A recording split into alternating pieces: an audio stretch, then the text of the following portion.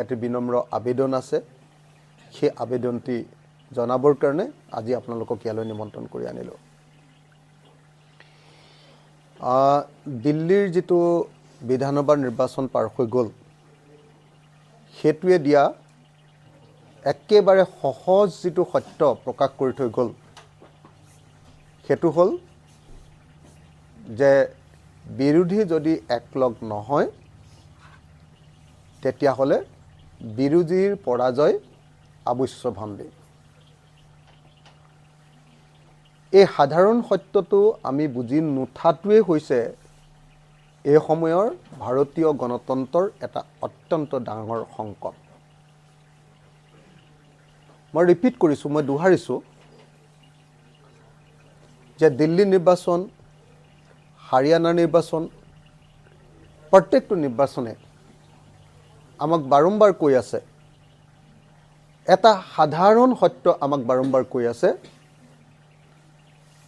যে বিৰোধী দলসমূহ যদি ঐক্যবদ্ধ হয়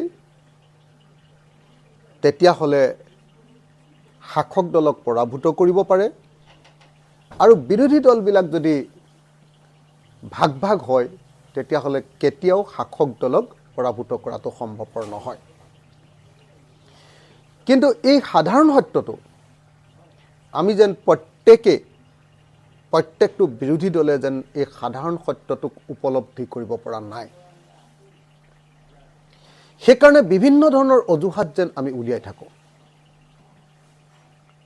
এতিয়াও আমি দেখিছো দিল্লী নিৰ্বাচনৰ পাছত কৈছে বহুতে প্ৰচাৰ অপপ্ৰচাৰ এইবিলাক কৈ আছে যে অৰবিন্দ কেজৰিৱালৰ অহংকাৰ বাঢ়িছিলে কাৰণে এনেকুৱা হ'ল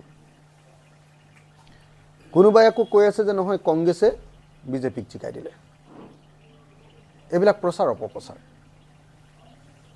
আসল সত্যটো হ'ল আমি যিবিলাক কথা কৈ আছো সেইবিলাক প্ৰকৃত অৰ্থত এতিয়ালৈকে উপলব্ধি কৰিব পৰা নাই এতিয়ালৈকে আমি উপলব্ধি কৰিব পৰা নাই আমি কৈ আছো যে বিজেপি আমাৰ ভাৰতৰ আটাইতকৈ ডাঙৰ শত্ৰু ভাৰতৰ জনতাৰ আমি কৈ আছো যে বিজেপি থাকিলে ভাৰতৰ সংবিধান নাথাকে আমি কৈ আছো যে বিজেপিয়ে ভাৰতীয় জাতিটোক সম্পূৰ্ণৰূপে থানবান কৰি পেলালে সোশ্যাল ফেব্ৰিকটো ভাঙি পেলালে আমি কৈ আছো যে বিজেপি গণতন্ত্ৰৰ শত্ৰু আৰু মহাশত্ৰু আমি কৈ আছো যে বিজেপিয়ে দেশখন বিক্ৰী শেষ কৰি দিলে আমি কৈ আছো যে বিজেপিৰ কাৰণে মূল্যবৃদ্ধিয়ে মানুহক মাৰি পেলাব এতিয়া কিন্তু এইবিলাক কথা আমি মুখেৰেহে কৈছো আন্তৰিকভাৱে এতিয়ালৈকে বিৰোধী দলবিলাকে উপলব্ধি কৰিব পৰা নাই এতিয়াও আমাৰ মাজত অহংকাৰ আছে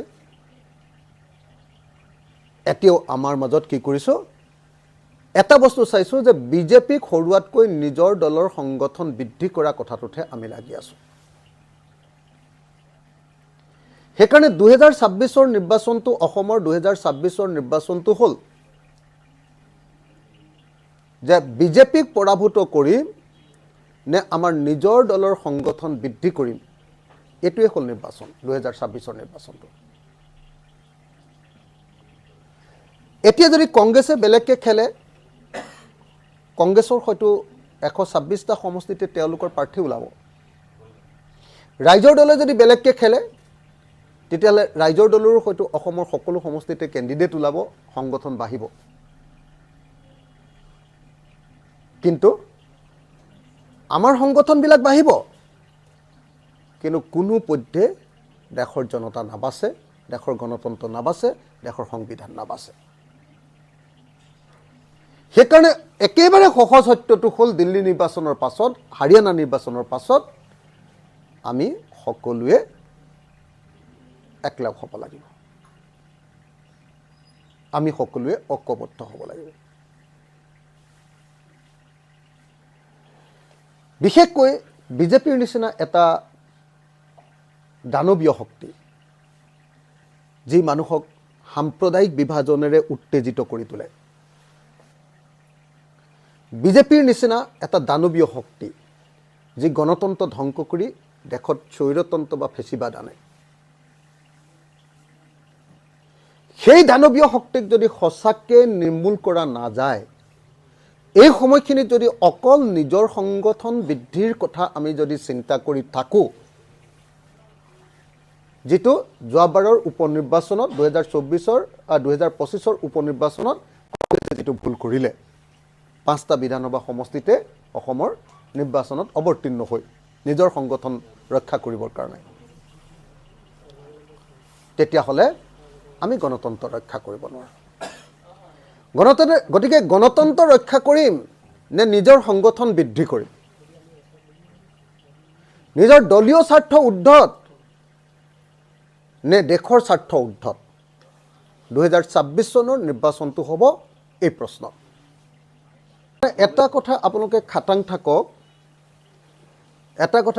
থাকক, যদি কংগ্ৰেছেও খেলে, ৰাইজৰ দলেও গোটেই সমষ্টিত খেলে, তেতিয়াহ'লে বিজেপি জিকাটো অসমত খাটাং।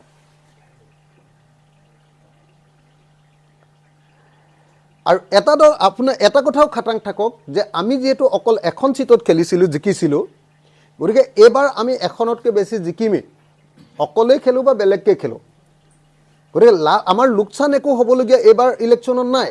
তথাপিও আমি বাৰম্বাৰ এটাই কথা কৈ আছোঁ যে এই নিৰ্বাচনটো নিজৰ দলীয় সংগঠন বৃদ্ধি কৰাৰ নিৰ্বাচন নহয়।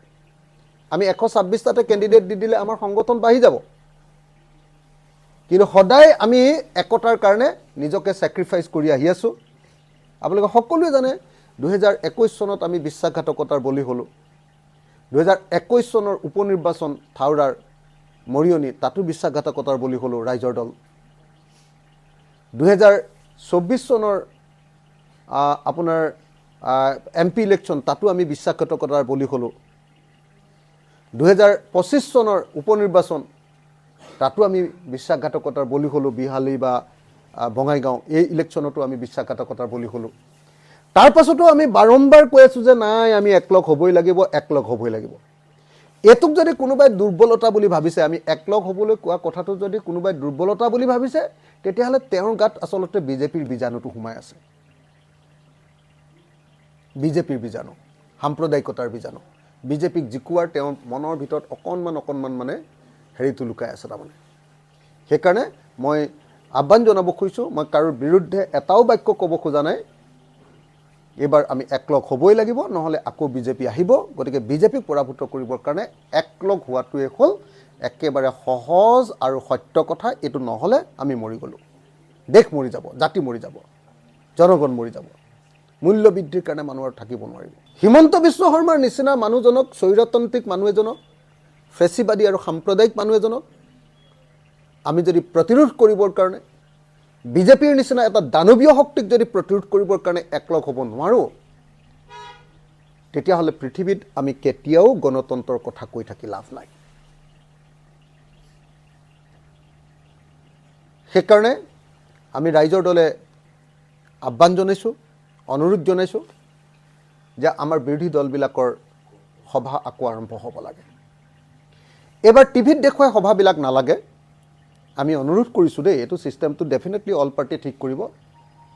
আমি ঘৰুৱা ধৰণে কাৰোবাৰ পাৰ্টি অফিচত, নহ'লে বা কাৰোবাৰ ঘৰত, কোনোবা দিন ভূপেন বৰাৰ ঘৰত, কোনোবা দিন অখিল গগৈৰ ঘৰত, কোনোবা দিন লুৰিণজ্যোতিৰ ঘৰত, কোনোবা এদিন অজিত ভূঞা ডাঙৰীয়াৰ ঘৰত, কোনোবা এদিন সুপ্ৰকাশ তালুকদাৰৰ ঘৰত, কোনোবা এদিন আমাৰ ডিফুৰ জেআৰ কাঠাৰৰ ঘৰত আমি বহিব লাগে।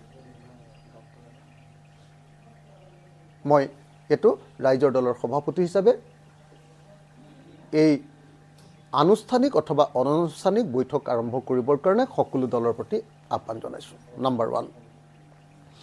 নম্বৰ 2, আমি এতিয়া পৃথকে প্ৰচাৰ কৰাৰ পৰিৱৰ্তে